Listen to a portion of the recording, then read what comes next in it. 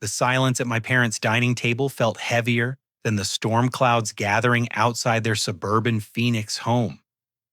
My 8-year-old son, Jake, sat beside me quietly finishing his slice of apple pie, while my sister Amanda cleared her throat with that familiar look of superiority painted across her face.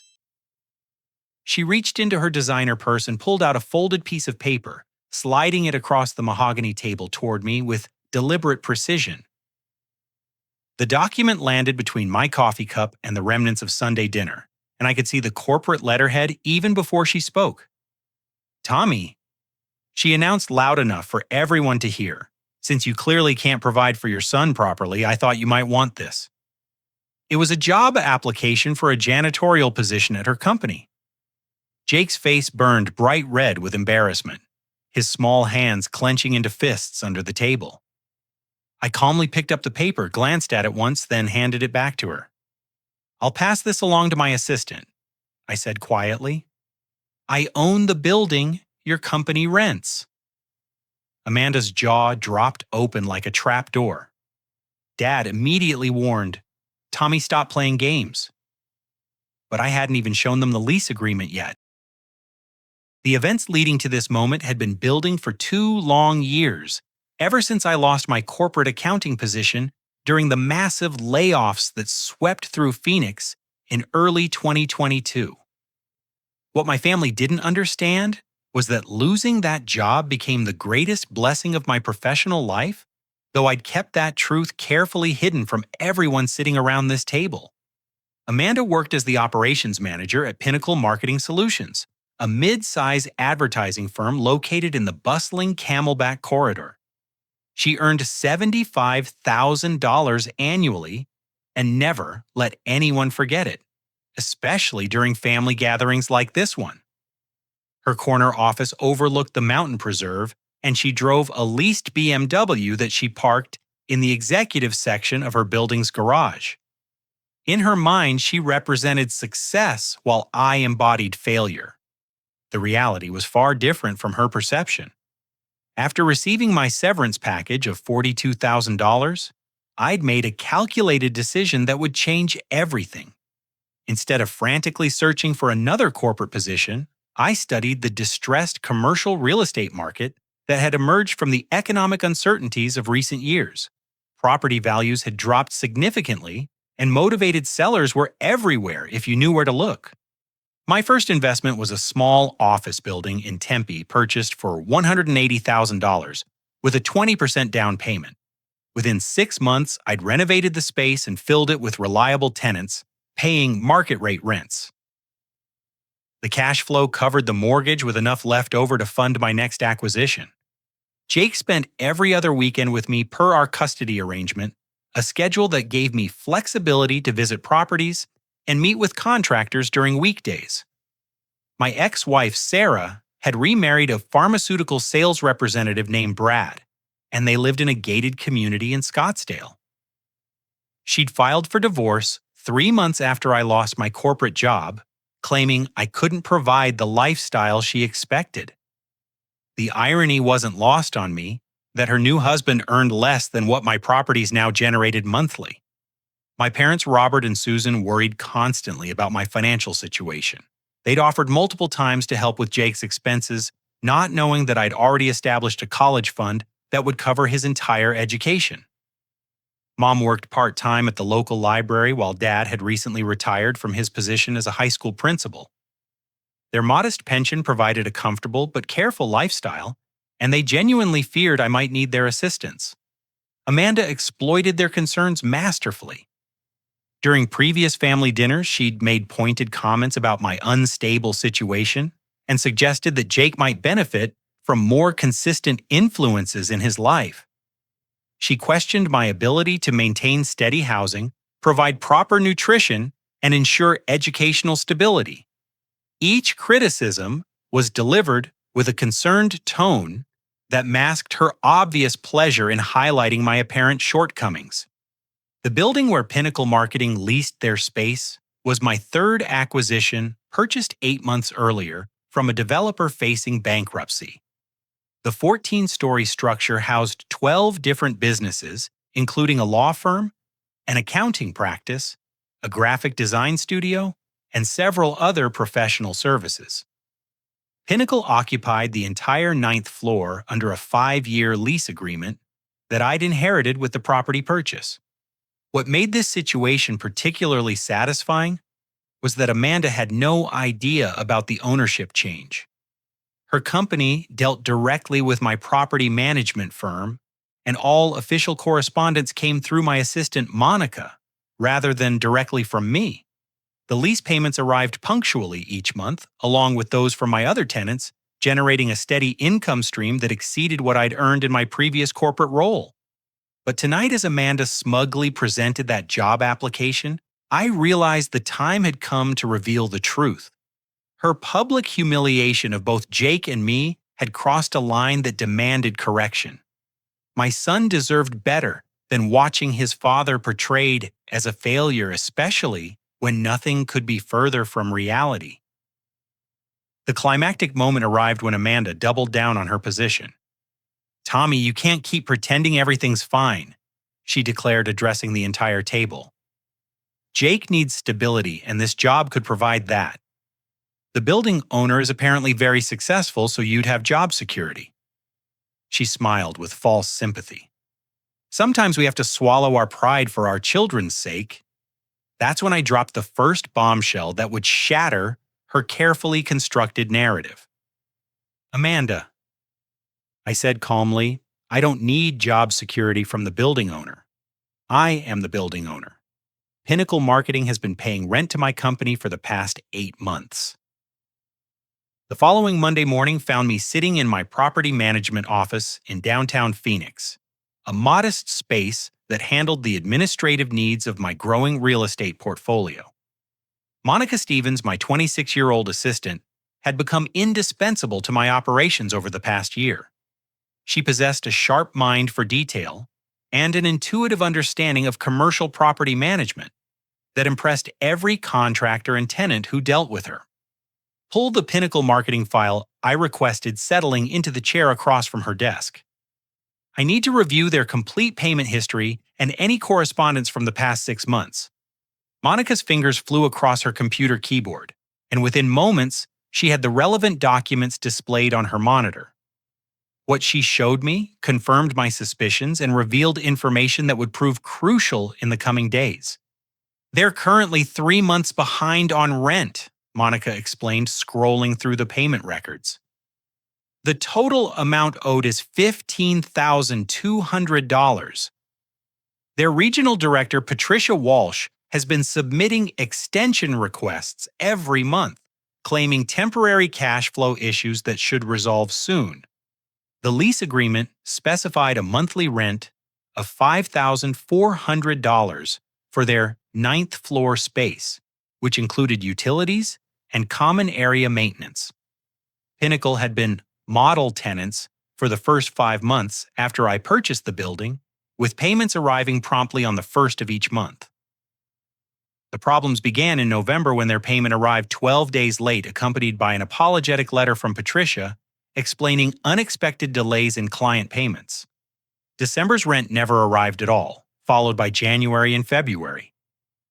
Each month brought increasingly desperate letters from Patricia requesting patience and promising resolution. The most recent communication, dated just 4 days earlier, painted a picture of a company struggling to survive in an increasingly competitive market. "Has Amanda's name appeared on any of this correspondence?" I asked, studying the documents Monica had printed. "Never," she replied definitively. "All communication has come directly from Patricia Walsh or her assistant. Based on their organizational chart, Amanda works several levels below Patricia in the operations department.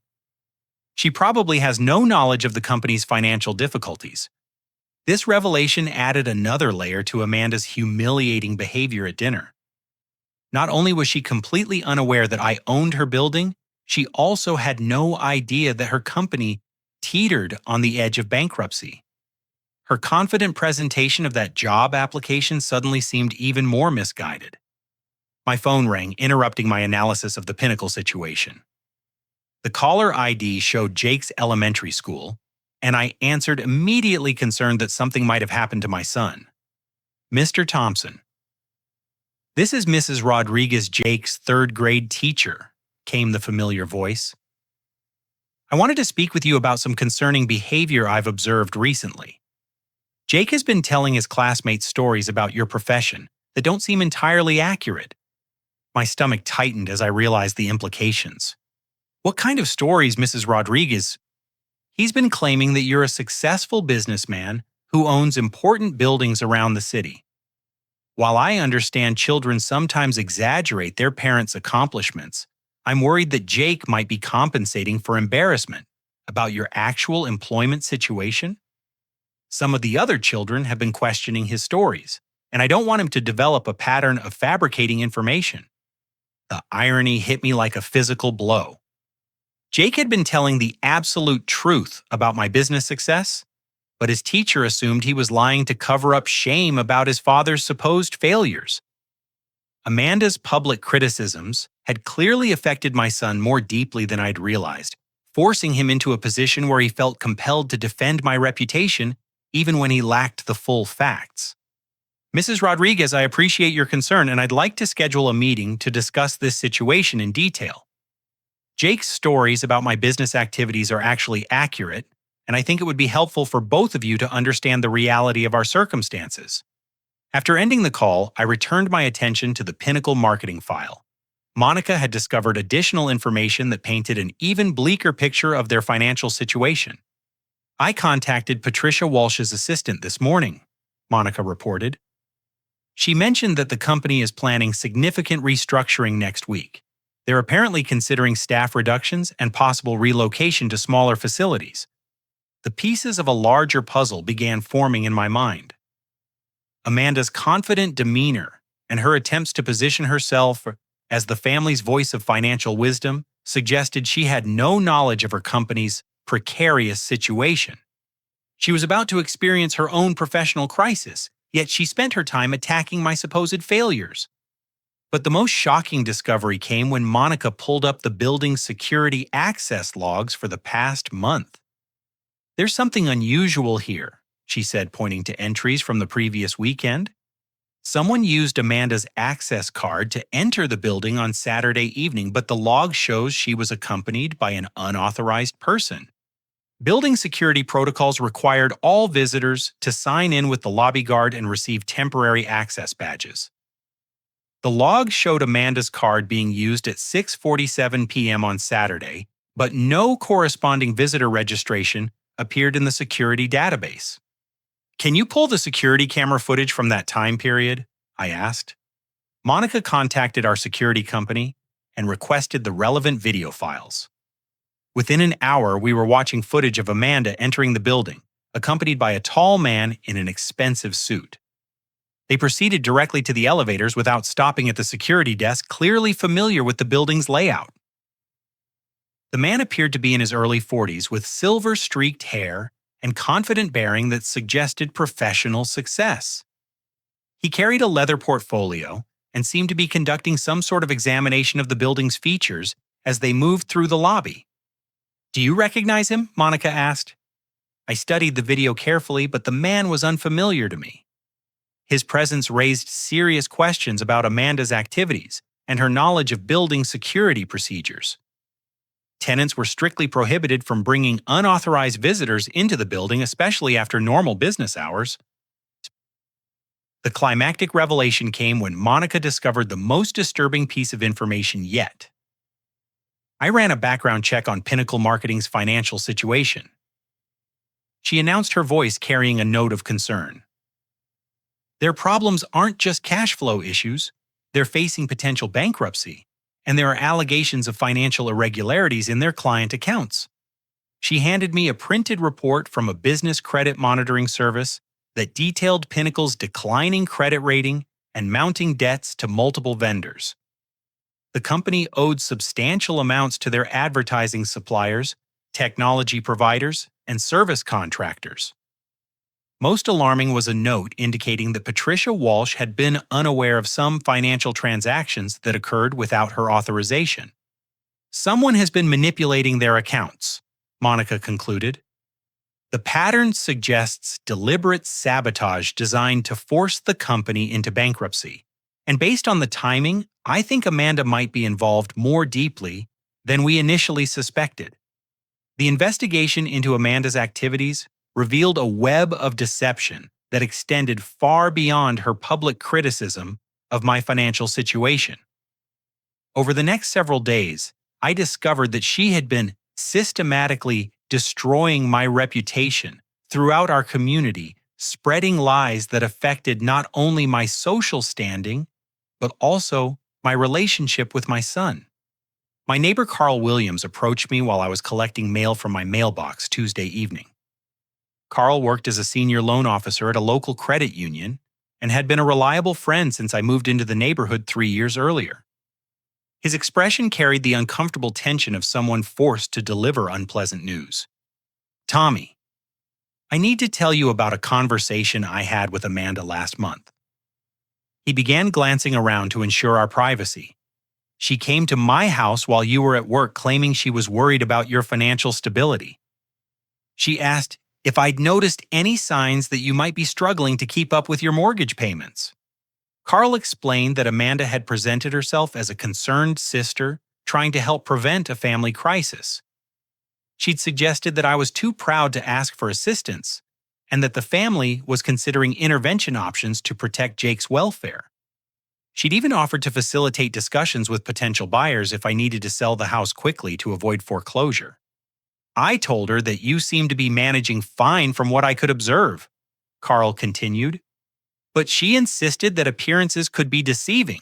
She said you'd been borrowing money from your parents and that Jake had been complaining about not having proper clothes for school. None of these claims contained any truth whatsoever.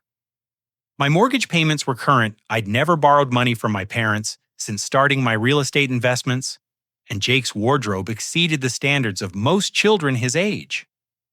Amanda had fabricated an entirely false narrative about my circumstances, then spread it throughout our neighborhood, an extended family network. The depth of her manipulation became clear when I spoke with my cousin Jennifer, who lived in Tucson and maintained regular contact with various family members. Jennifer called me Wednesday evening, her voice filled with confusion and concern. Tommy, I'm calling because I received a very strange phone call from Amanda yesterday, Jennifer explained. She told me that you're facing serious financial problems and that the family is concerned about Jake's living situation. She suggested that I might want to consider offering temporary housing if custody arrangements change. Amanda had been preparing the groundwork for a potential custody challenge, spreading rumors about my fitness as a parent to family members across Arizona. She'd painted a picture of a man unable to provide basic necessities for his child, someone whose pride prevented him from seeking necessary help. But the most devastating discovery came when I learned about Amanda's interference with my parents' estate planning. Dad called me Thursday morning, his voice carrying an unusual formality that immediately put me on alert. Son, your mother and I need to discuss some family financial matters with you. Could you come over this evening after Jake's bedtime? When I arrived at their house in Ahwatukee, both parents sat waiting in their living room with serious expressions and a folder of legal documents spread across the coffee table. Mom looked particularly uncomfortable, avoiding direct eye contact as Dad began speaking. Tommy, last month Amanda approached us with some concerns about your financial management and long-term stability. She suggested that we might want to reconsider certain aspects of our estate planning to ensure Jake's future security. The documents revealed that my parents had revised their will just 3 weeks earlier, removing me as a primary beneficiary and establishing a trust fund controlled by Amanda for Jake's benefit. The new arrangement assumed that I lacked the financial knowledge and stability to properly manage any inheritance that might benefit my son. Amanda presented this as a temporary protective measure. Mom finally spoke, her voice barely above a whisper. She said it could be changed later once your situation stabilizes, but that Jake's welfare had to be the priority. Dad handed me a letter that Amanda had written to accompany her proposal.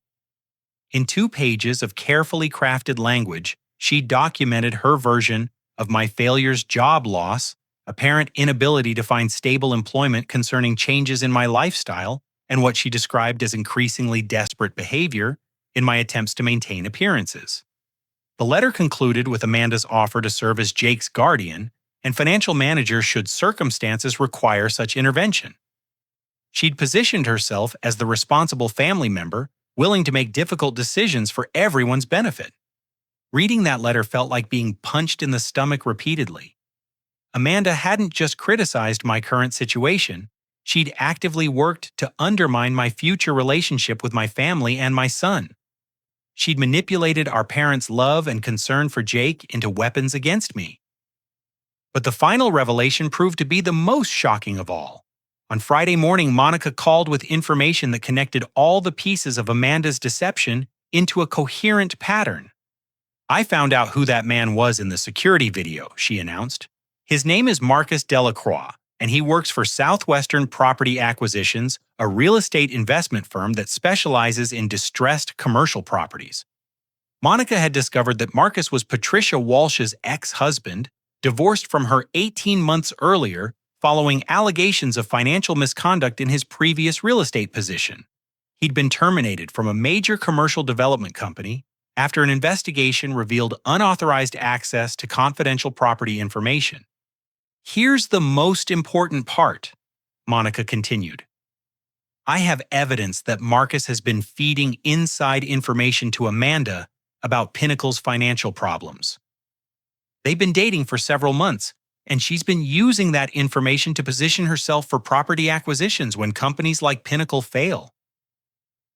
The security footage took on new significance when viewed through this lens. Marcus hadn't been a casual visitor. He'd been conducting a detailed assessment of my building's value and condition.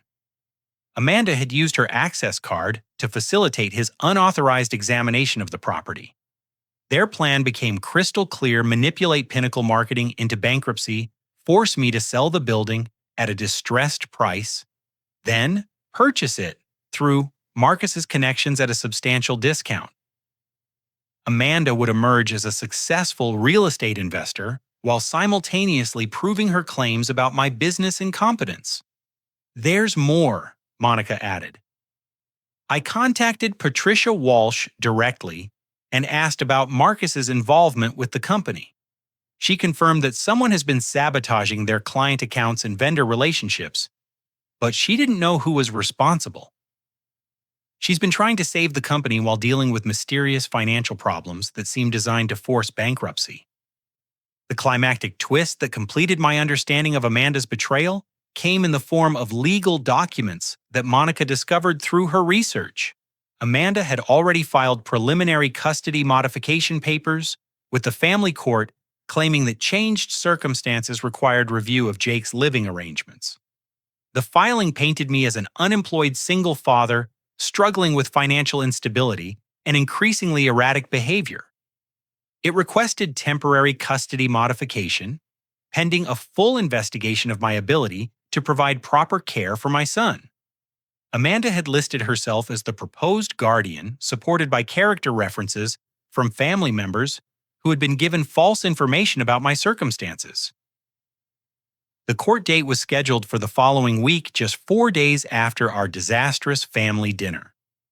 Amanda had timed everything perfectly, planning to use the weekend gathering to publicly demonstrate my desperation and inability to accept help. The job application had been a theatrical prop designed to show our parents and extended family how far I'd fallen. But Amanda had made one critical miscalculation. She'd built her entire strategy around the assumption that I was actually failing when the opposite was true. All of her manipulation and deception would crumble when confronted with the reality of my business success and financial stability.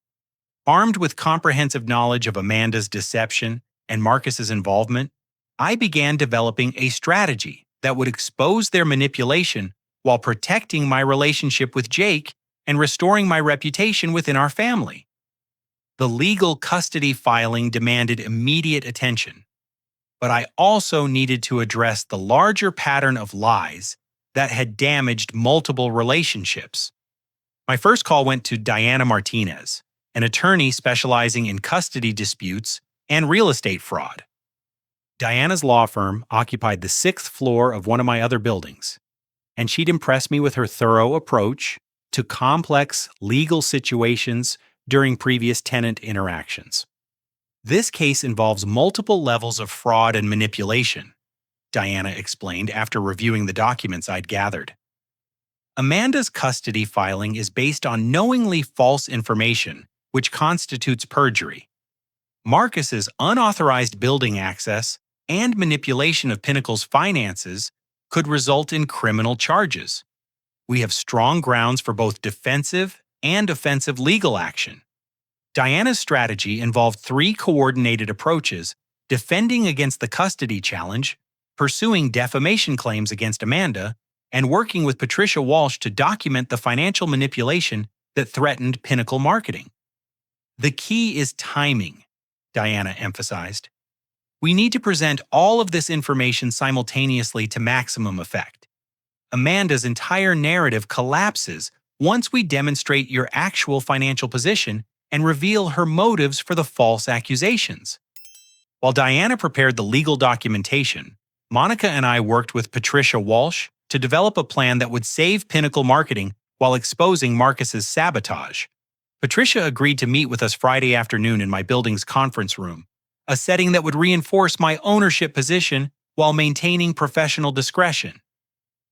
Patricia arrived looking exhausted and worried, carrying multiple folders of financial records and correspondence. She was a woman in her early 50s with graying hair and intelligent eyes that reflected the stress of recent months. Her professional demeanor couldn't hide the fear and confusion that had dominated her life since Pinnacle's problems began. "I've been fighting to save this company for 6 months," she began, "but every solution I implement seems to create new problems. Vendors who promised extended payment terms suddenly demand immediate settlement. Clients who were satisfied with our work start questioning our stability. It's like someone has been systematically undermining every effort I make." Monica presented our evidence of Marcus's involvement, including documentation of his access to Pinnacle's financial information through his relationship with Amanda. Patricia's expression shifted from confusion to anger as the pattern of sabotage became clear. "Marcus always resented my business success," Patricia explained. "Our divorce was bitter, and he made threats about ruining my career if I didn't agree to his financial demands. I thought he was just venting his anger, but apparently he was planning actual sabotage. We developed a solution that would benefit everyone except Marcus and Amanda. I agreed to restructure Pinnacle's debt, accepting a lower monthly rent in exchange for a longer lease term and a percentage of their revenue growth. This arrangement would stabilize their cash flow while providing me with potential upside if their business recovered. Patricia would implement new financial controls and security measures to prevent future manipulation while documenting Marcus's sabotage for potential criminal prosecution. She agreed to provide testimony supporting my case against Amanda's false custody claims. "There's something else you should know," Patricia added as our meeting concluded. "Amanda has been asking questions about employee termination procedures and severance policies. She's apparently concerned about job security, though she hasn't mentioned specific reasons for her worries. This information suggested that Amanda suspected Pinnacle's financial problems might affect her employment, which explained her increased desperation to establish alternative income sources through property acquisition. Her plan to acquire my building represented not just financial opportunism, but an escape route from her own impending unemployment. The most satisfying development came when Diana discovered additional evidence of Amanda's deception through her investigation of the custody filing. Amanda had submitted fabricated documentation to support her claims about my financial instability, including fake eviction notices and collection letters supposedly sent to my address. These documents contain multiple legal violations, Diana reported. The formatting doesn't match legitimate collection agency standards. The dates are inconsistent with actual court filing procedures, and the company names don't correspond to real businesses. Amanda created these documents specifically to support her custody case. Diana's research revealed that Marcus had provided templates and guidance for creating the fake documentation, drawing on his knowledge of real estate and legal procedures. Their conspiracy involved not just financial manipulation, but outright fraud in legal proceedings. We have grounds for criminal prosecution, Diana concluded, but I recommend focusing on the custody defense and civil remedies unless you want to pursue more aggressive action. The evidence we've gathered will be more than sufficient to discredit Amanda's claims and restore your parental rights. Meanwhile, Jake had begun asking questions about the tension he'd observed during our weekend visits. Children possess remarkable sensitivity to adult emotional states, and he'd clearly noticed changes in my behavior and his aunt's increasing criticism during family gatherings. "Dad, why does Aunt Amanda always seem mad at you?" he asked during our Saturday morning breakfast. "She says things that make Grandma and Grandpa worry, but I don't understand what she means." I realized that Jake deserved age-appropriate honesty about our family situation.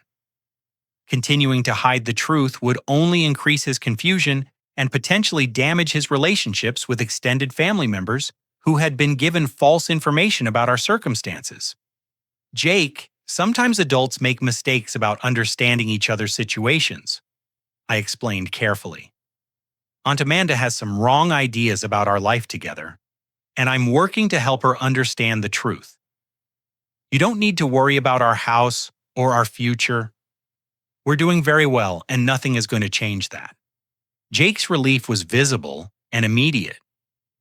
"I told my teacher that you own buildings and have a successful business, but she thought I was making it up. Can you show her that it's true?" That conversation led to scheduling a meeting with Mrs. Rodriguez to provide documentation of my business activities and financial stability. Jake's school needed to understand that his stories about his father's success were accurate, not compensatory fabrications designed to hide embarrassment. The climactic moment in developing my counter-strategy came when Monica discovered that Amanda had scheduled a family meeting for the following Sunday, the same weekend as her planned custody filing. She'd invited all of our extended family members supposedly to discuss Tommy's situation and develop a coordinated support plan. "She's planning a public intervention," Monica realized. "The timing matches her court filing perfectly. She wants to demonstrate family consensus about your unfitness as a parent, probably hoping to use that consensus to support her legal case. But Amanda had unknowingly provided me with the perfect opportunity to expose her deception in front of everyone who mattered most. Instead of allowing her to control the narrative, I would use that family gathering to present the truth about both my success and her manipulation. Let's give Amanda exactly what she's expecting," I told Diana and Monica. "We'll attend her family meeting with complete documentation of everything we've discovered. She's counting on me being defensive and desperate. Instead, she'll face the reality of my business success and her own legal jeopardy." The stage was set for a confrontation that would resolve all of the lies and manipulation that had damaged my family relationships. Amanda's carefully constructed plan was about to collapse in the most public and humiliating way possible. The week leading up to Amanda's planned family intervention became a period of intensive preparation that would determine not only the outcome of her custody challenge, but also the future of my relationships with everyone I cared about most. Diana Martinez coordinated with my accountant, property manager, and business attorney to compile comprehensive documentation that would demolish every false claim Amanda had made about my circumstances.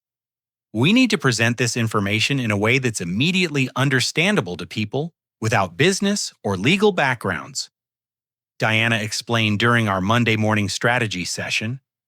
"Your parents and extended family members need to see clear evidence that contradicts everything Amanda has told them, but the presentation has to be accessible and convincing."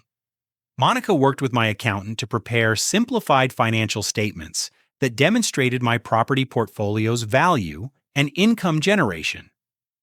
The documents showed that my real estate investments had generated more than $200,000 in revenue over the past 18 months with net profits exceeding my previous corporate salary by 30%. The property deeds and lease agreements provided concrete evidence of ownership that couldn't be disputed or misinterpreted. My building portfolio now included 5 commercial properties with a combined value approaching $2 million, all purchased and managed through careful investment and renovation strategies. The beauty of real estate investment, my accountant observed, is that the evidence is literally set in stone. Amanda can claim whatever she wants about your financial situation, but property ownership is a matter of public record that anyone can verify. Diana's investigation into the fraudulent documents Amanda had submitted revealed even more extensive deception than we'd initially suspected. The fake eviction notices contained legal language that wouldn't appear in legitimate court filings, and the collection letters referenced debt amounts that exceeded my monthly income during the periods when they were supposedly sent. Amanda's biggest mistake was creating documents that are too perfect, Diana explained. Real collection letters contain minor formatting inconsistencies and bureaucratic language that varies between agencies. These documents are too professionally formatted and legally precise, which actually proves their fabrications. The most damning evidence came from Marcus's involvement in creating the fraudulent documentation. Diana's forensic examination revealed that the fake letters had been created using legal templates from Southwestern Property Acquisitions, Marcus's employer. The digital metadata embedded in the document files contained creation dates and author information that directly linked them to Marcus's computer system. This elevates their conspiracy from family manipulation to criminal fraud, Diana noted. Using professional legal templates to create false evidence in custody proceedings constitutes multiple felony violations. Marcus faces potential prosecution for fraud, conspiracy, and interference with judicial proceedings. Meanwhile, Patricia Walsh provided testimony and documentation about Marcus's sabotage of Pinnacle Marketing that supported our broader narrative about his character and methods.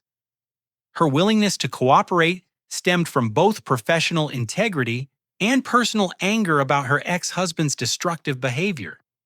Marcus has been systematically destroying everything I've worked to build, Patricia explained during her recorded statement. He used his relationship with Amanda to gain access to our financial information, then manipulated our accounts to create the appearance of mismanagement and instability. Patricia's testimony would be crucial in establishing Marcus's pattern of deceptive and manipulative behavior, which supported our claims about his involvement in fabricating evidence against me. Her professional reputation and detailed knowledge of the financial manipulation provided credibility that would be difficult for Amanda to challenge. The investigation also revealed that Amanda's employment at Pinnacle Marketing was less secure than she'd portrayed to our family. Patricia confirmed that the company's restructuring would involve significant staff reductions, including several positions in Amanda's operations department. Amanda's job performance has been adequate but not exceptional, Patricia reported. Given our need to reduce operational costs, her position is definitely vulnerable in the upcoming restructuring. She may be aware of this possibility, which could explain her increasingly desperate behavior. This information provided additional context for Amanda's frantic efforts to acquire alternative income sources through property investment. Her plan to purchase my building at a distressed price wasn't just opportunistic, it was potentially necessary for her own financial survival. But the most emotionally significant discovery came when I learned about Amanda's impact on Jake's relationship with his extended family. My cousin Jennifer called Tuesday evening with information that revealed how deeply Amanda's lies had affected everyone's perception of my parental abilities. Tommy, I need to tell you about conversations I've had with other family members over the past few months. Jennifer began, her voice carrying obvious discomfort. Amanda has been systematically contacting everyone, sharing her concerns about Jake's welfare and suggesting that intervention might become necessary. Jennifer explained that Amanda had created a narrative portraying Jake as a victim of my financial irresponsibility and emotional instability. She claimed that Jake was embarrassed about his living situation, worried about basic necessities, and increasingly withdrawn during family gatherings. She's been building consensus for custody modification by presenting herself as the only family member willing to face difficult truths, Jennifer continued. Most people believed her because she seemed so well informed about your situation and genuinely concerned about Jake's welfare.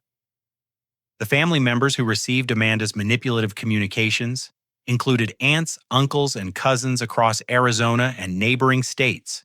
She'd been preparing them to support her custody challenge by establishing a foundation of concern about my fitness as a parent.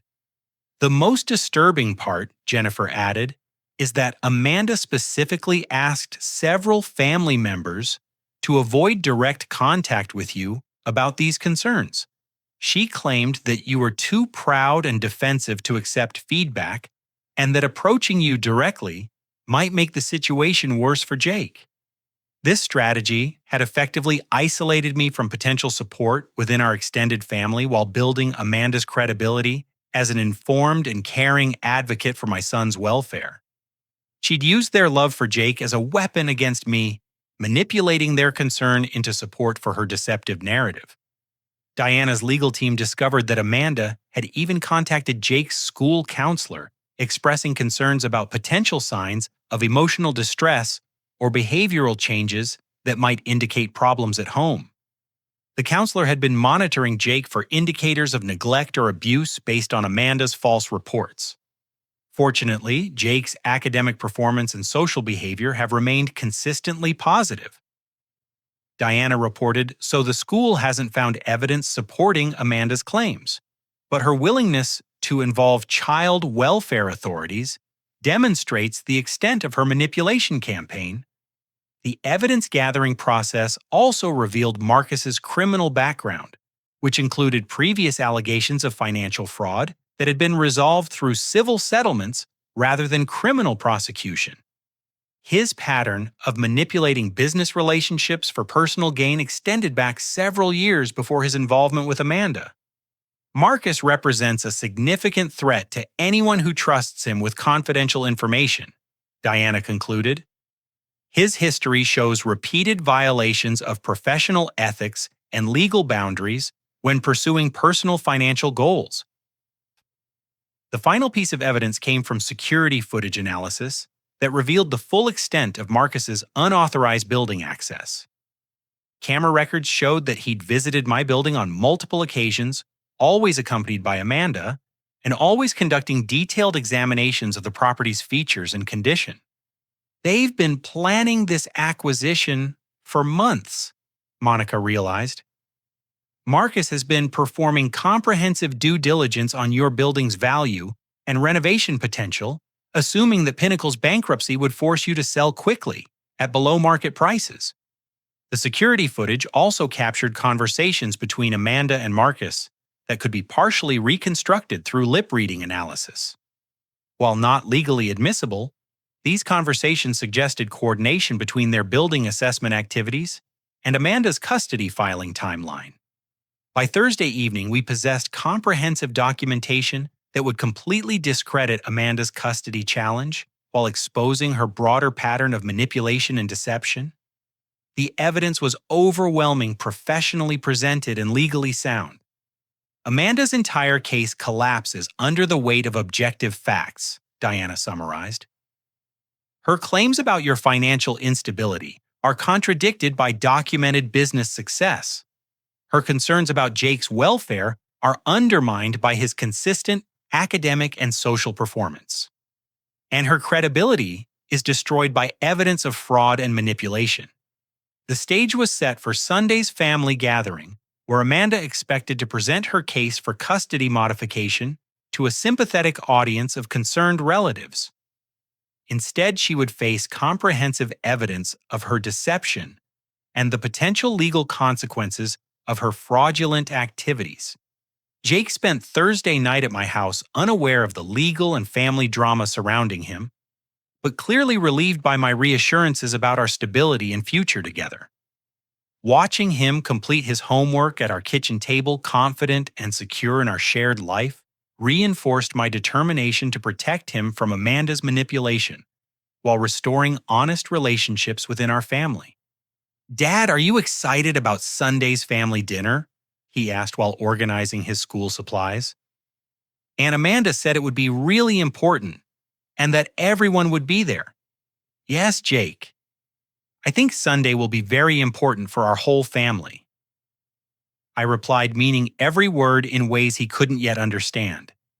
Sometimes families need to have honest conversations about important things, and I think we're ready for that kind of honesty.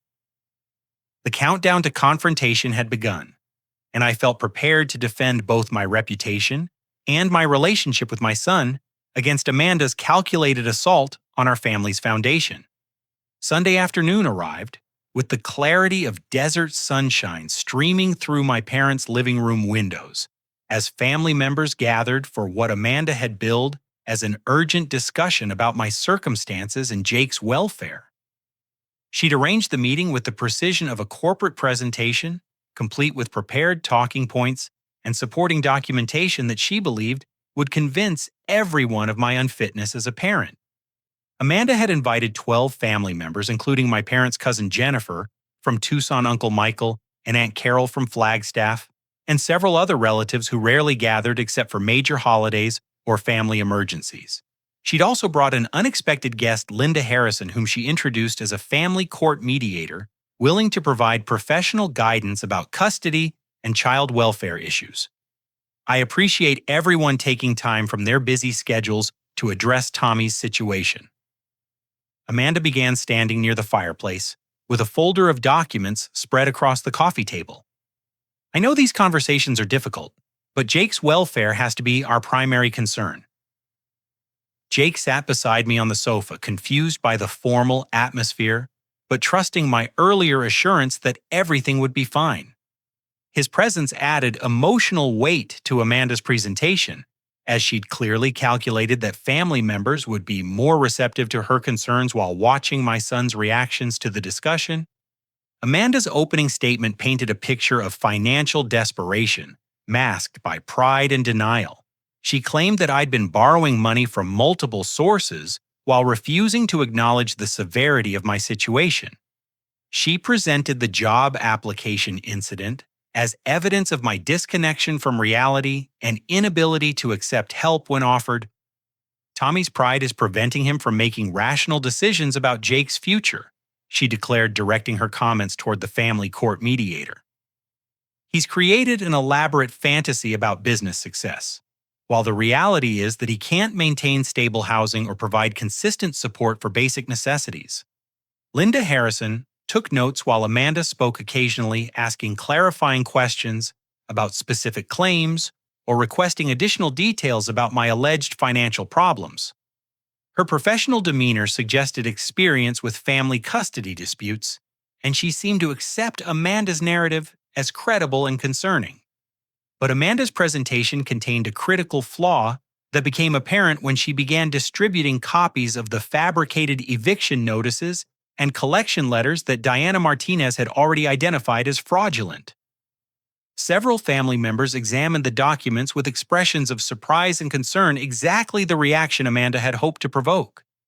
These documents show a pattern of financial irresponsibility that threatens Jake's stability, Amanda explained, pointing to specific amounts and dates highlighted in yellow marker.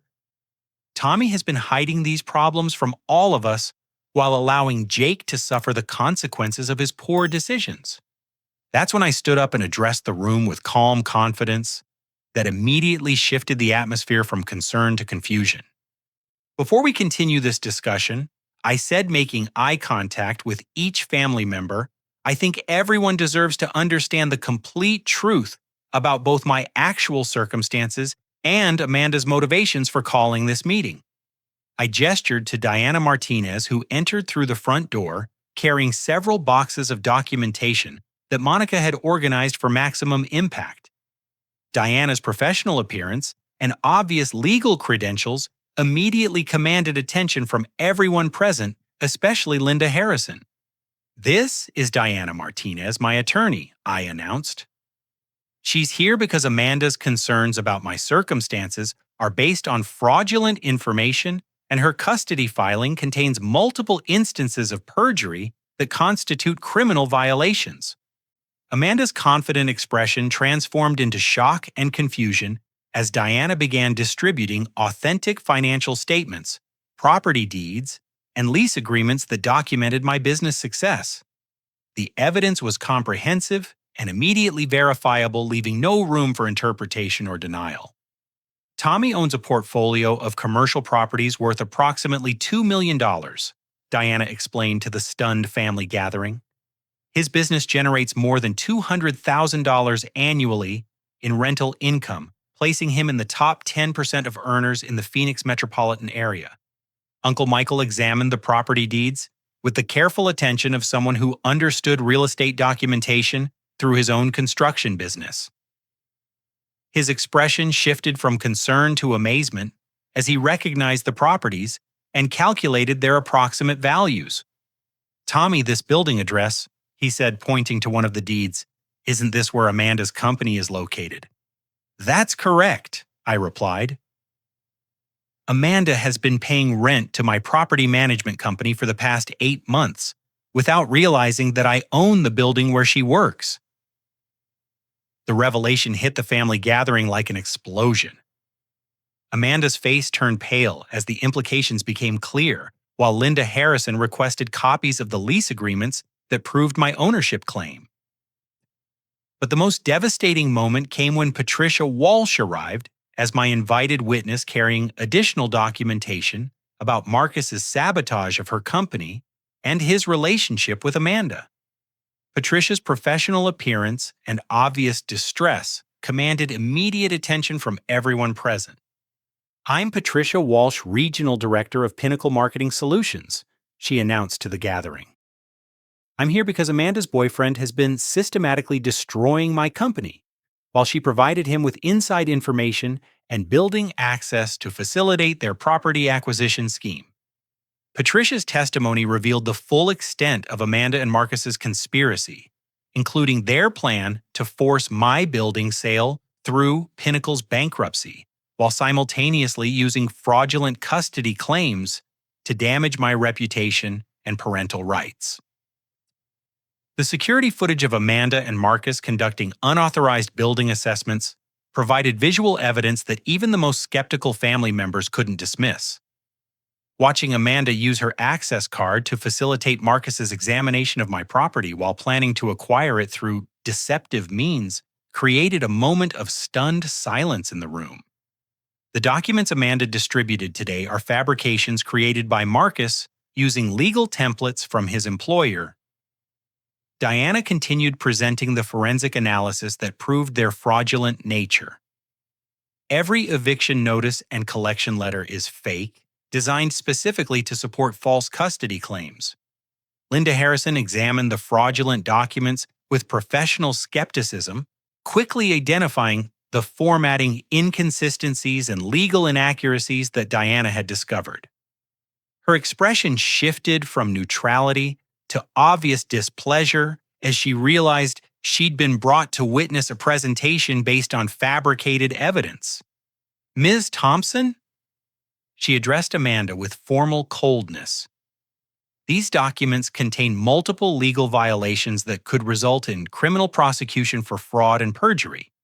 I'm required to report suspected fabrication of evidence in custody proceedings to the appropriate authorities." Amanda's carefully constructed presentation collapsed entirely as family members began asking pointed questions about her motivations and methods. The job application that had seemed like concerned intervention now appeared as calculated humiliation designed to support false legal claims. Jake watched the proceedings with wide eyes, gradually understanding that his aunt had been lying about his father's circumstances while attacking their family's reputation. His confusion transformed into quiet anger as he realized that Amanda's criticisms had made him feel ashamed of a situation that was actually successful and stable. "Aunt Amanda," Jake said, in his clear, 8-year-old voice that carried throughout the silent room, "why did you tell everyone that Dad couldn't take care of me? He takes really good care of me, and now I know he's successful too. The emotional impact of Jake's simple question created a moment of profound discomfort for everyone present. Amanda had manipulated a child's relationship with his extended family based on lies designed to support her own financial and legal schemes. Dad spoke for the first time since the meeting began, his voice carrying the authority of someone who'd spent decades dealing with difficult family situations through his work as a high school principal. "Amanda," he said quietly, "we need to understand how this situation developed and what you were hoping to accomplish. These are serious accusations that go far beyond family disagreements about financial management." But the final climactic moment came when Marcus arrived unexpectedly, apparently summoned by Amanda's desperate text messages as her presentation collapsed. His entrance provided the perfect opportunity to confront both conspirators simultaneously with comprehensive evidence of their deception. "Marcus Delacroix," Diana announced as he entered the room, "you're being served with legal notice of civil proceedings for fraud, conspiracy, and interference with judicial proceedings. The evidence against you includes security footage, digital forensics, of fabricated documents and testimony from multiple witnesses." Marcus's shocked expression confirmed his guilt more effectively than any confession could have achieved.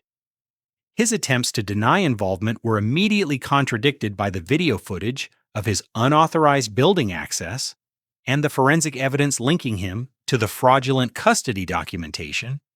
The family gathering that Amanda had orchestrated to destroy my reputation instead became the public revelation of her own criminal behavior and manipulative character.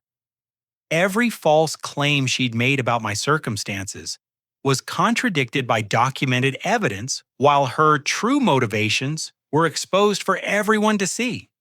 Linda Harrison concluded her involvement by informing Amanda that she would be reporting the fraudulent documentation to both family court authorities and local law enforcement agencies. The custody case that Amanda had hoped would transfer Jake to her care instead became evidence of her unfitness to influence any child's welfare.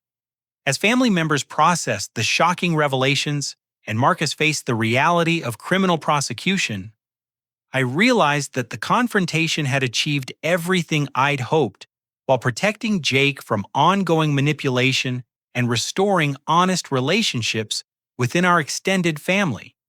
The truth had emerged with devastating clarity, and Amanda's carefully constructed web of deception had collapsed under the weight of objective evidence and professional scrutiny.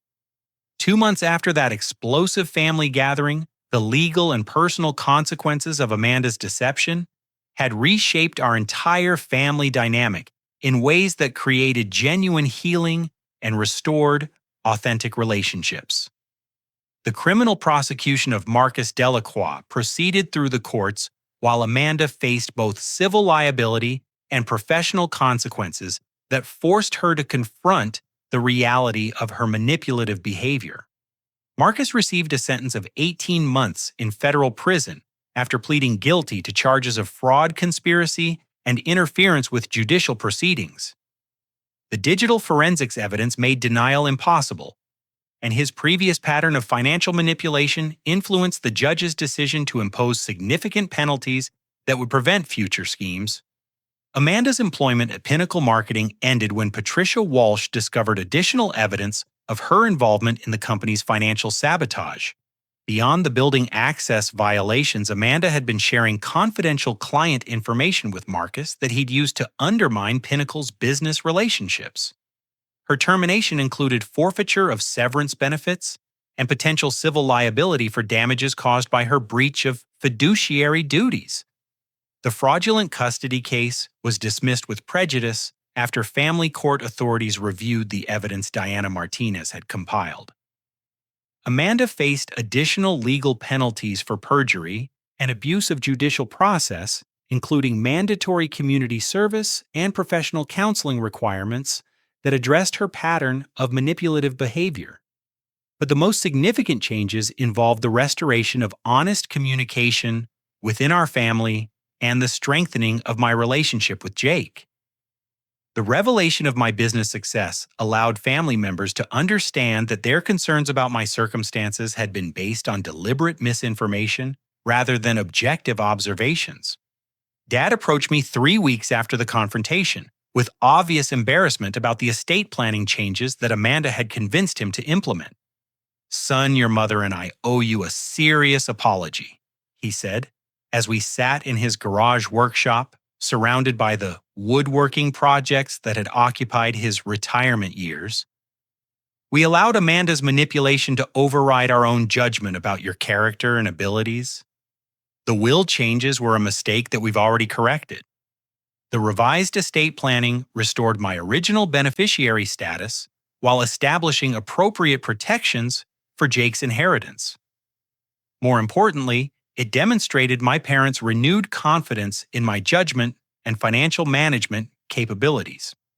Mom's reaction focused on the emotional damage that Amanda's lies had caused throughout our extended family network. "I keep thinking about all the conversations where I worried about you and Jake," she explained during one of our weekly dinners. "Amanda was so convincing and she seemed to know details about your situation that made her concerns seem legitimate. I feel terrible about doubting you when you needed family support." The healing process involved multiple conversations with family members who had received Amanda's manipulative communications over the previous months. Each discussion required patient explanation of the actual facts, while addressing the natural embarrassment people felt about being deceived so thoroughly. Cousin Jennifer drove down from Tucson specifically to apologize for the assumptions she'd made about my circumstances. "Amanda's stories about your financial problems seemed so detailed and specific," Jennifer explained. "She even knew about Jake's school activities and your neighborhood situation in ways that made her claims seem credible. I never imagined that someone would fabricate such an elaborate deception about family members."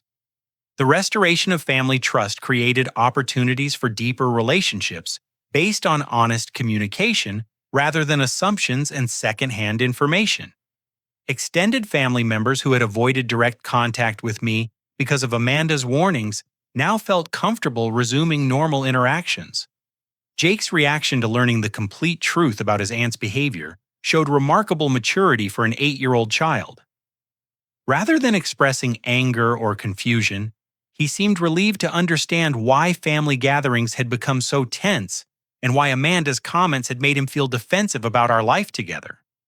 "I knew Aunt Amanda was wrong about us," he told me during one of our weekend breakfast conversations.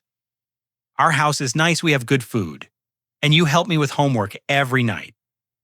I didn't understand why she kept saying those mean things. Jake's teacher, Mrs. Rodriguez, requested a follow-up meeting after learning about the family situation and its impact on Jake's school experience. The meeting provided an opportunity to share documentation of my business success while addressing the educational implications of the family crisis. "Jake has been telling the truth about your professional accomplishments," Mrs. Rodriguez acknowledged with obvious embarrassment. "I apologize for assuming he was fabricating stories to compensate for family problems. Children sometimes create elaborate fantasies, but in this case, Jake was accurately describing his father's success." The school meeting led to Jake's participation in a student presentation about family careers, where he proudly described real estate investment and property management to his classmates. His confidence in discussing our actual circumstances replaced the defensive behavior that had concerned his teacher earlier. The resolution of Pinnacle Marketing's financial crisis created a successful business partnership that benefited everyone involved except the conspirators who had tried to destroy it. Patricia Walsh implemented the restructured lease agreement that stabilized her company's cash flow, while providing me with long-term revenue security and potential growth participation. "Your willingness to work with us during the crisis saved the company," Patricia explained during our quarterly business review meeting. "Without the lease restructuring and your support in documenting Marcus's sabotage, we would have been forced into bankruptcy exactly as he intended." Pinnacle's recovery included expansion into new service areas and client relationships that generated the revenue growth I shared through our restructured lease agreement. The partnership proved more profitable than the original lease terms while creating a stable foundation for both businesses. My property portfolio continued expanding with 2 additional acquisitions that leveraged the capital appreciation from my existing buildings. The business success that I'd hidden from family members became a source of pride and community respect as word spread about my real estate investments and business partnerships. Jake's relationship with his mother Sarah also improved when she learned about my actual financial circumstances and the resolution of Amanda's false accusations. The reduction in family conflict created more opportunities for cooperative co-parenting that benefited Jake's emotional security and educational development. "I owe you an apology," Sarah admitted during a pickup conversation at Jake's soccer practice. "I believed Amanda's stories about your financial problems and supported her concerns about custody modifications. I should have talked to you directly instead of accepting secondhand information about Jake's welfare." The custody arrangement that Sarah and I had maintained through our divorce remained unchanged, but the improved communication eliminated the tension and suspicion that Amanda's manipulation had created. Jake benefited from seeing his parents work together cooperatively rather than maintaining defensive distance based on false concerns. The most profound transformation involved Amanda herself, who eventually acknowledged the destructive nature of her behavior and sought professional help for the underlying issues that had motivated her deception. The court-mandated counseling revealed patterns of insecurity and competition that had driven her to attack my success rather than pursuing her own goals through honest effort. I convinced myself that I was protecting Jake and helping the family by exposing what I thought were your failures, Amanda explained during a supervised meeting arranged through our family court mediator 6 months after the confrontation. But I realize now that I was actually trying to make myself feel better about my own insecurities by tearing you down. Amanda's acknowledgement of responsibility didn't immediately restore our sibling relationship, but it created the possibility for eventual reconciliation based on honest communication and mutual respect. The legal consequences of her actions served as ongoing reminders of the importance of truthfulness in family relationships. The life lesson that emerged from this painful experience extended far beyond the specific circumstances of our family conflict. The story demonstrated how assumptions and secondhand information can poison relationships while systematic deception destroys the trust that families require for healthy functioning. Jake learned valuable lessons about the importance of honesty and the dangers of believing negative stories about people without seeking direct confirmation. His experience watching family members choose between competing narratives taught him to value truth over convenience and to question claims that seem designed to damage relationships. "Dad," he said during a recent conversation about the events that had changed our family, "I learned that some people say mean things about others to make themselves feel important. But the truth always comes out eventually, and then everyone knows who was lying." For myself, the experience reinforced the importance of maintaining authentic relationships, even when privacy and discretion seem easier in the short term. My decision to hide my business success from family members had created the information vacuum that Amanda exploited with her false narratives. The broader lesson involved recognizing that family relationships require active maintenance and honest communication to prevent misunderstandings from growing into destructive conflicts.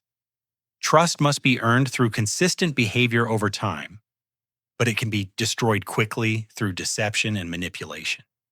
As I watched Jake complete his homework at our kitchen table on a recent evening, surrounded by the security and comfort that our genuine success had provided, I felt grateful for the painful journey that had brought our family to this point of authentic understanding and renewed trust. The legal battles were concluded, the family relationships were healed, and our future together was built on a foundation of truth rather than assumptions and secondhand concerns. Amanda's attempt to destroy my reputation had instead revealed the strength of character that would guide Jake through his own life challenges with confidence and integrity.